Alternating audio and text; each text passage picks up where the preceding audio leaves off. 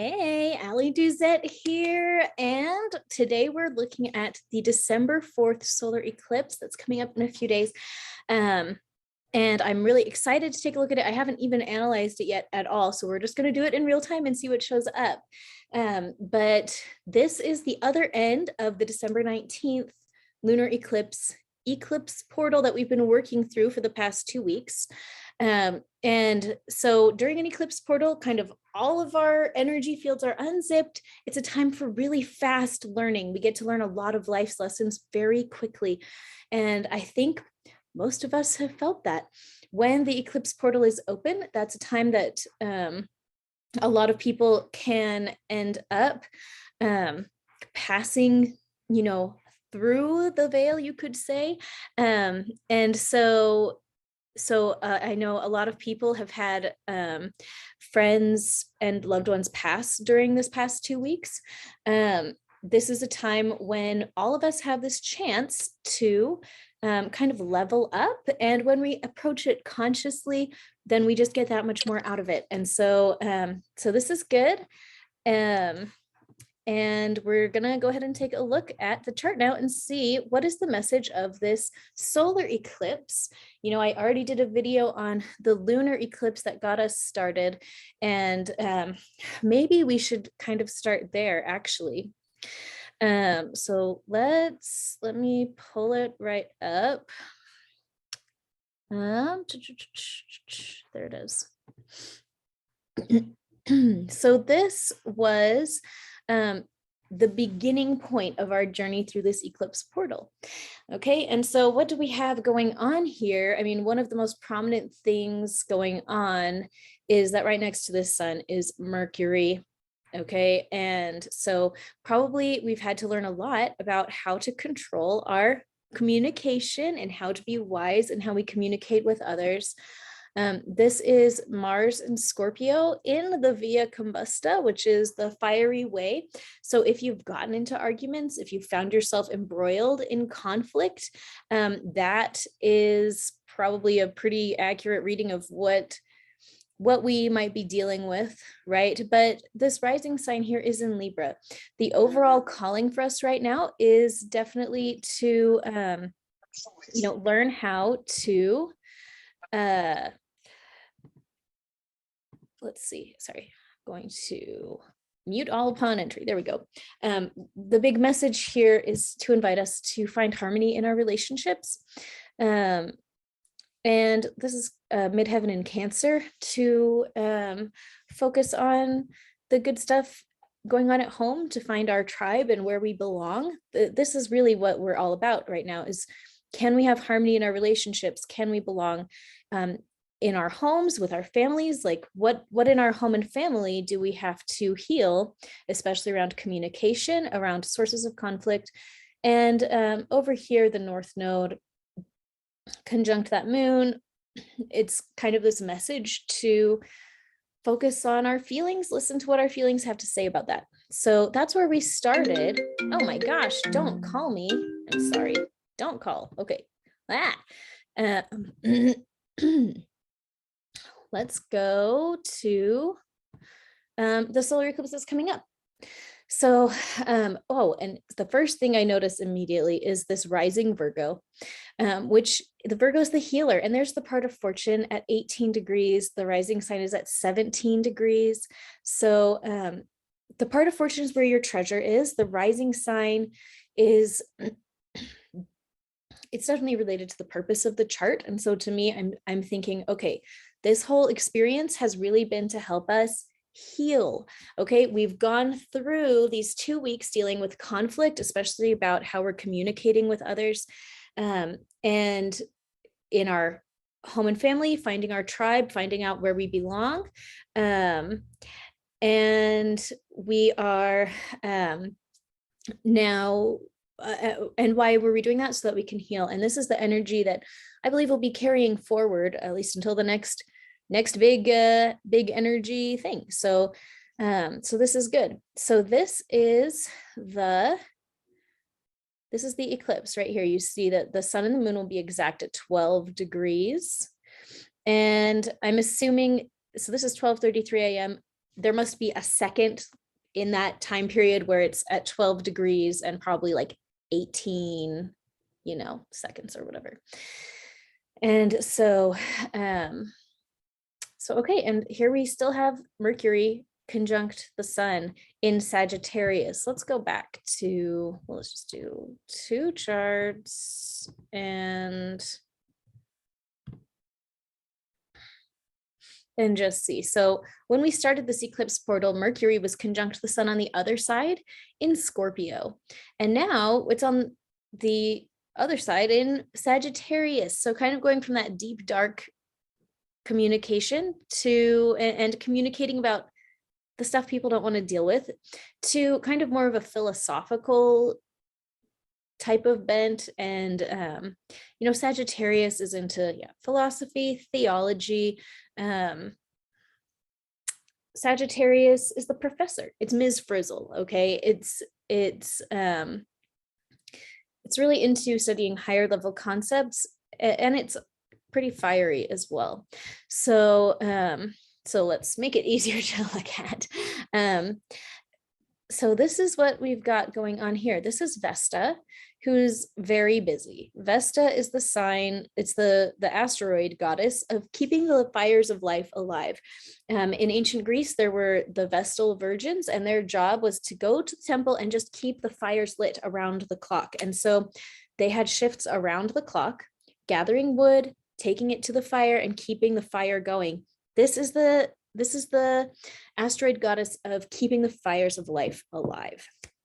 And then over here is the south node, and this is Mars still in Scorpio, but out of the Via Combusta. And so whenever things are in this area of Scorpio, this first half of Scorpio, people can really feel it, and it can be kind of a destructive energy, which is why it's traditionally known as the fiery way or the Via Combusta. But now everything will be moving out of it. So we've gone through that fiery way for the past, 2 weeks, but then also for the past probably 8 or 9 weeks, because the sun was in the Via Combusta as it was passing through Scorpio and through the latter half of Libra. And so now we're solidly out of it. And so that will be better, but this all still is like quite a lot of energy and not a lot of space. And so this is still like a pretty intense energy. This will keep us very busy. If you feel like you have your hand in a lot of pots, if you feel like you've got a lot to do. I mean, like for me in my life, how Vesta shows up right now is definitely like driving everywhere. I seriously spend hours and hours and hours in the car. It is so rough. I just don't love it. I don't love it.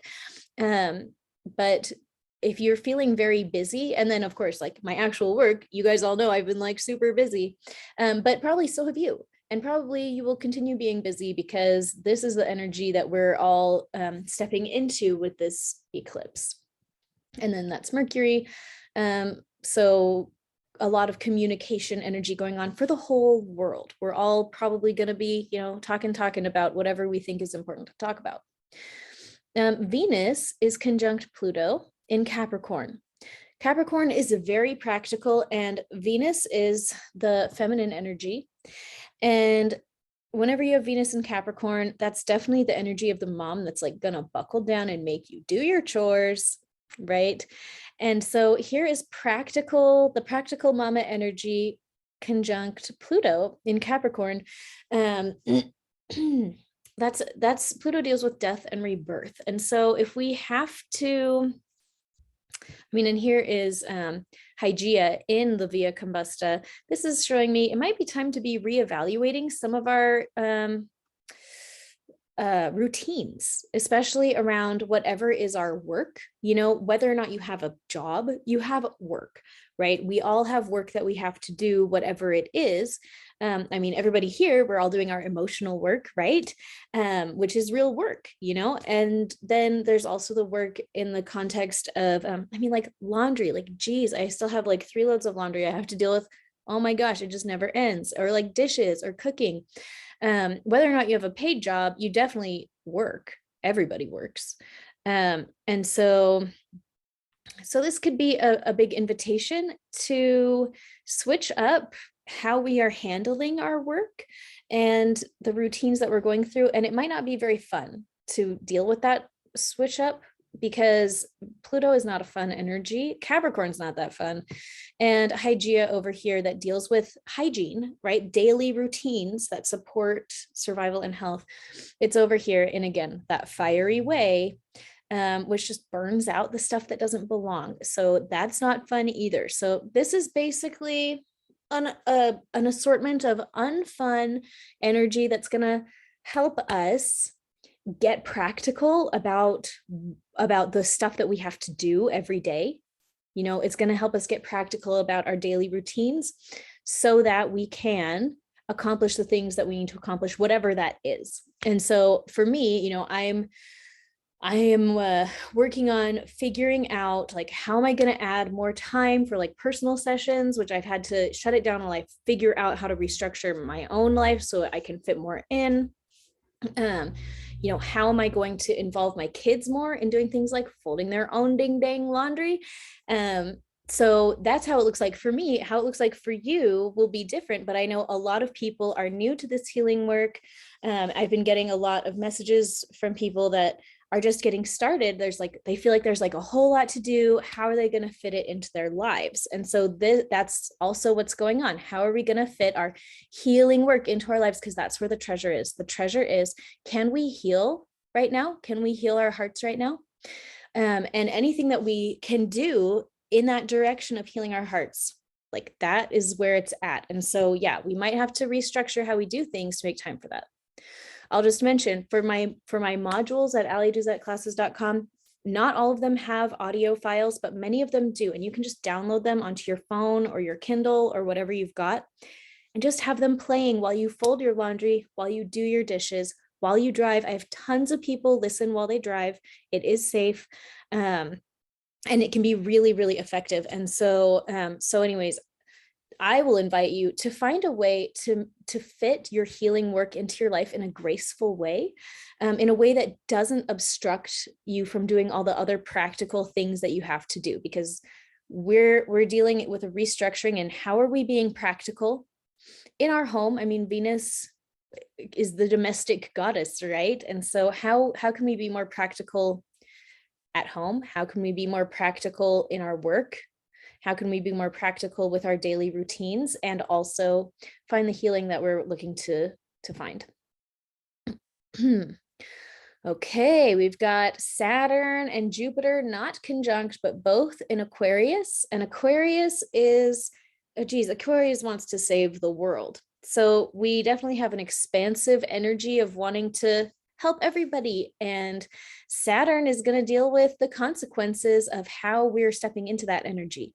Are we stepping into this in an appropriate way or in an inappropriate way? Are we stepping into it with a martyr attitude or a savior complex, or are we coming at it, you know, in a more responsible way? If we're not, Saturn's going to call our negative consequences to us. If we are doing our life in a positive and wise way, then the consequences of that are, you know, they're thumbs up, they're good. Neptune is in Pisces right now. It did just station direct today. And so Neptune in Pisces, Neptune is the most intuitive sign. And Pisces is the most intuitive, Pisces is the most intuitive sign. Neptune is the most intuitive planet. They go together. Neptune rules Pisces. So this definitely is a good time to be receiving intuitive messages for your own soul, from your own soul, you know, and from the divine. This is Pallas, who's a thinker. And so it's not just that you're going to be able to receive, like, you know, spiritual wisdom, but this is going to be really logical and help you understand it in a logical and sensical way. Uranus is in Taurus, and this is an 8-year transit. So it's been there for 3 or 4 years now, and it's going to keep being there for a while. But it always shakes up our foundations, and it is continuing to do that. So if you feel shaken up, that's right. We're all getting shaken up, and it's not stopping anytime soon, but that's okay. It can be fun to be shaken up. I don't know if you like roller coasters. That can be pretty fun. Some people don't. That's okay. You don't have to like them. And then over here is the North Node. Ooh, next to Ceres and the Black Moon, which are both kind of feminine energies. This is the medicine woman. This is the sign of, or the asteroid goddess that deals with seasons, seasonal energy. And so let me just like ask, how do we interpret that? Gemini deals with truth versus projection. Am I saying my authentic truth, or am I saying what you want to hear? Okay, that's one of the big questions that goes with Gemini. And here's the medicine woman and that seasonal Ceres energy. This is probably a really good time to dig into our own hearts and see what truth is there that needs to be expressed so that we can heal. Is this a season that we're going to express our truth, or is it a season that we're going to be maybe hiding from our truth?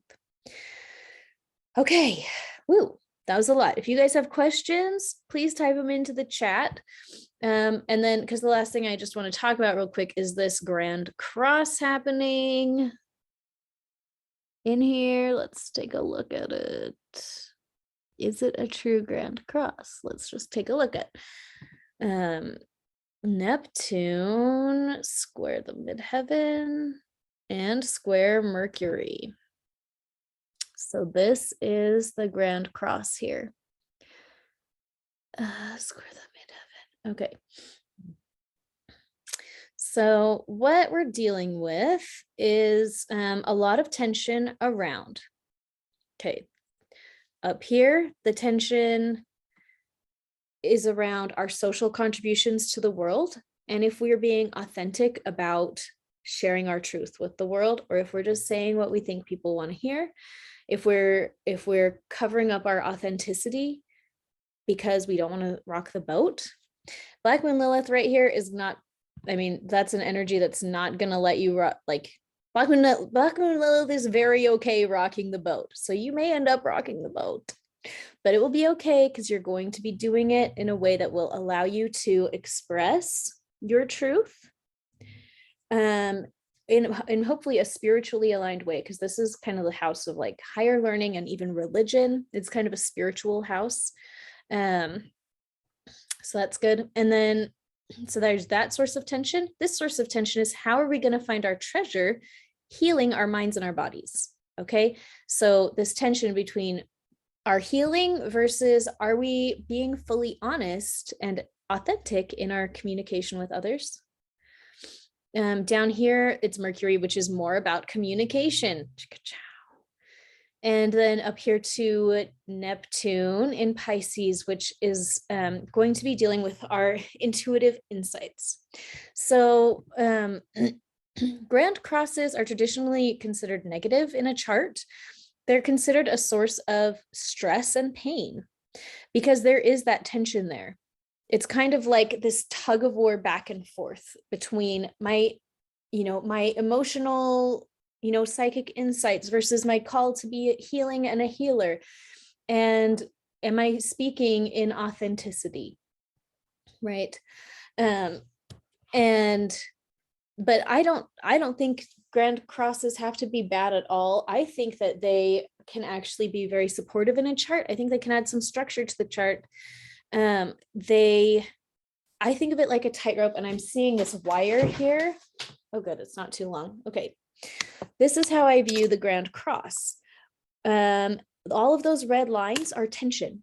Okay, and so yeah, when you have something that's tense, it cannot be that comfortable sometimes because it is tense.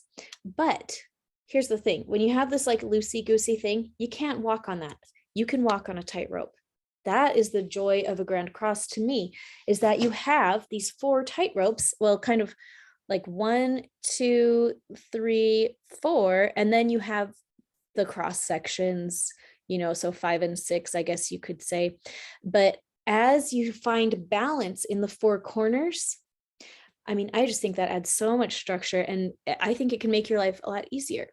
I kind of view it as a trampoline. When everything is evenly pulled. So like if you imagine a trampoline, like one of those circular trampolines in the backyard, okay? if half of it isn't secured to the edge, you can't jump on that. Okay. You need it tight all the way around. You need the whole thing pulled tight in every direction. When the trampoline is fully secured all the way around, then you can jump on it. And you can jump high on it. What if you could jump so high that you can see everything that you need to see? What if it gives you that grand perspective? What if it makes you feel amazing? Like, what if it blesses your body and your spirit? And what if it shakes you up in just the right way? Because jumping on a trampoline is going to shake you up, and it is so good for you. Just like a rebounder trampoline, you do it to get your lymph moving, and it helps you detox, and it helps you heal your body, and it builds your core strength. This is excellent. It's excellent. It's just so good. And so for me, that's what I'm seeing right here. This is the trampoline. This is the rebounder, the rebound trampoline, like that we can jump on if we can find that balance. How are we going to find that balance in the coming weeks? Because remember, this is all kind of a precursor to what's going on January 18th of 2022, which is when we're having the nodal shift, when these nodes go from 0, 1 to 0, 0 of Gemini down to 29 degrees of Taurus. That's what we're going to be dealing with coming up next. This has been the preview. Okay, these past 2 weeks is the preview of what we're dealing with in 2022. And so as we're dealing with that and preparing for that upcoming movement, we can jump on this trampoline, shake ourselves up, detox the stuff that needs to go, and get a better perspective. How are we going to do that? We're going to focus on healing our minds and bodies. We're going to connect with ourselves spiritually and listen for divine promptings, and we will act on them. Hopefully, do it, act on it, guys. And we're going to make sure that we're always speaking what is true to us, but we're doing it with love, because if you are speaking your truth from a place of anger and bitterness and hatred, that is not love. The universe runs on love. If you try and speak your truth and it comes from a dark space, it will bite you in the butt. Do not do it. Instead, you zip your lips, you go and you do your internal work, your emotional healing work, until you can speak your truth from a place of love and kindness and with that divine perspective. Whenever we try and speak our truth from a place of bitterness, it just burns everybody involved, including ourselves. So that's what we're going to deal with right now for the next, up until January 18th. That's what we're going to be dealing with. So I'm just going to pull up that chart really quick. January 18th, 2022. Oops. Okay, let's see. Nodal shift, and this, I don't know the exact time, and I'm not going to look it up right now. So I'm going to do 11:11 a.m., run it from Provo, even though I don't live in Provo, but it's cool, from Utah. So this is when the nodal shift is happening. You see it, it's at 0, 0, 0, 0. So actually, I guess really good. I just ran it from 11:11. So pretty good. This is what we're dealing with. This is what we just had a preview of. We're shifting into this energy on January 18th, and it'll be there until June or July of 2023. I haven't looked up that exact date. I'll be real with you. And so what are we looking at? A lot of fire. Fire. This is fiery emotions. Moon in Leo. Moon in Leo wants it to be all about me. We're going to have to probably dig in with our emotions around, are people acknowledging us? Are they honoring our contributions? Leo gets really hurt if people are ungrateful or if it's taken for granted. And Aries is a fire sign, and it's pretty explosive. And here, look, that sun is conjunct Pluto. This is a massive time for transformation. Massive transformation on a soul level. Okay, I came here late, so I might have missed this, but what you're saying, to bite our tongue if we're responding in anger, bitterness, etc. Yeah, that was one of my counsels to you. I mean, you pray about it for your own self. We have to speak our truth, and that's really important. But if it's not spoken in love, it's not true. That is my opinion. What is true is that our universe runs on love. When we are not coming from a space of love, we are not having an accurate perspective. So we can think about We can think we're sharing our truth, but if our truth is not holding space for other people and their suffering, I don't think it's true. Like, that's my opinion. But yeah, I think it is wise to do that emotional work. What I found for myself is that when I get really hurt, I'm sure we've all maybe been there. Like, have you ever been so ticked off at these like evil wackos and you just want to like let them have it, tell them what's what? Like, I definitely get in that space, like much less so now. I don't feel like I've been in that space for probably a year at least, but I've been there in my life where I've been so mad and I'm like, I just have to tell them how much they've hurt me. I have to tell them that they're wrong. Like, I have to go and tell them I'm not going to be their friend anymore unless we have these boundaries, and I'm going to shove my boundaries in their face. That kind of thing. Like, when we're in that space, like, is that the space where God is? Is that the space where love is? Like, basically, no. And so our job is to look within and say, okay, why am I feeling this kind of bitterness? We're going to say, our higher power, higher power, our divine source. What is the true perspective here that I need to have? Like, where am I not feeling that divine compassion? Where do I not have that divine perspective?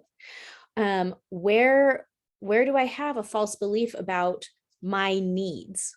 Because guess what? Nobody really needs to be telling everybody how hurt they are. Nobody really needs closure. People don't actually need to have their emotions honored and validated by the people that hurt them.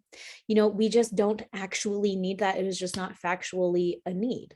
And I really know that now. And I did not believe that. Like, that people say that, like, people in this field say that.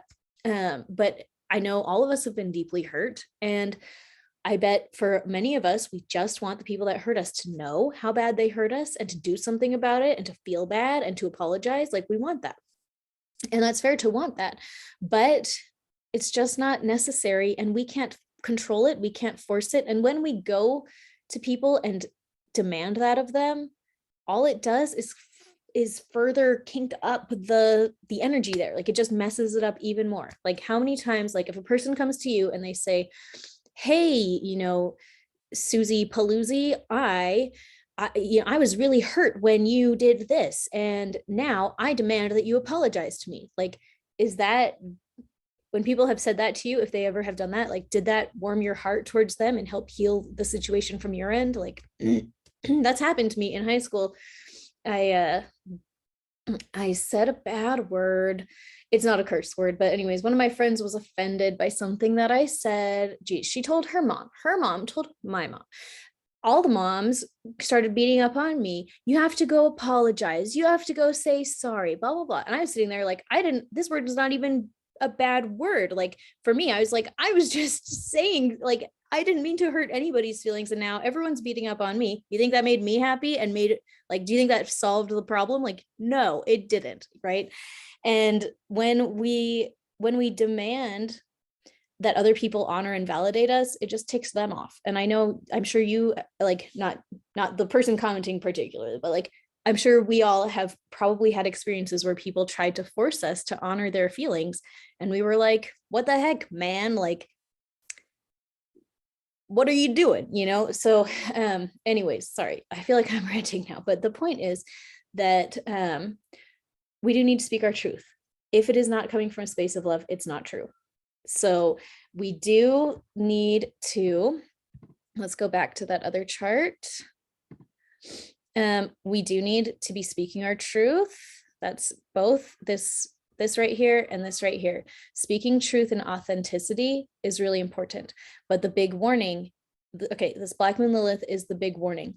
Okay, Black Moon Lilith is the medicine woman, and her big thing that she does is she tells you the truth, whether you like it or not.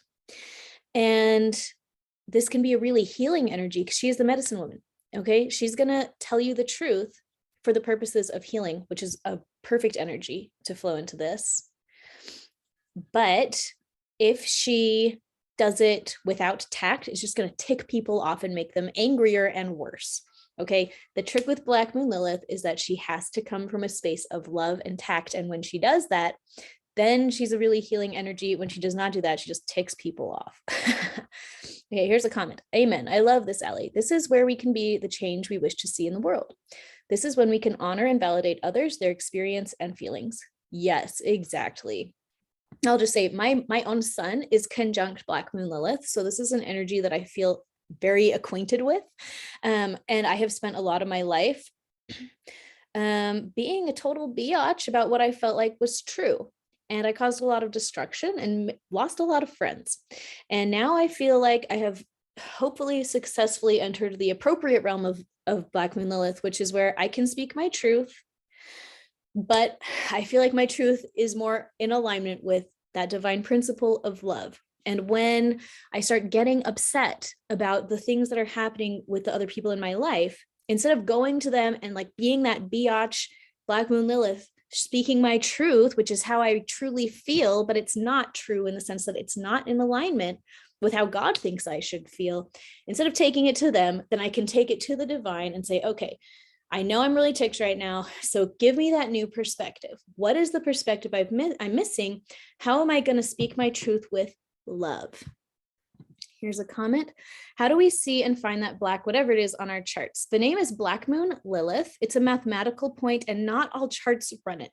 It looks like this shape, like the opposites of the moon, all black, and with that little line in it. And geez, I have to go do another a personal star chart reading for somebody in just a minute, but let me see if I can show you something else just to blow your mind. Oh God, where is it? References. Let's put on the white moon. There's the white moon down there in Capricorn. So anyways, there's like a bunch of different moon calculations. This one's more commonly used than this one, but yeah, this is the shape of it. If you're just using astrocharts.com, I don't think it shows it. I don't think you can get it on there. But this is Astro Gold. And if you get this on your phone, it will show up. And the phone app even has a little thing for interpretations. They're basic, but you can like click interpret and it will just be like, you know, the Black Moon in Gemini really deals with, you know, are you speaking your truth in a loving way or in a totally witchy way, you know, or whatever. And it'll just give you like a little paragraph about it. So that's Astro Gold, and it costs maybe like $25 or $35, depending on if you have an Android or a iPhone, you know. So that is where I would look for that. I don't think you can get it on a free chart. I don't think most free charts run that. They might, you can check, but I would go to Astro Gold probably, and maybe Time Passages would have it. Okay, well, I've got to go, guys. Thanks for being here. I'll put this on YouTube. I think you're great. We can speak our truth in love and find healing and listen to our intuitive insights, and we can do this. We'll jump on our trampoline and find the healing that we're looking for. Okay, talk to you later.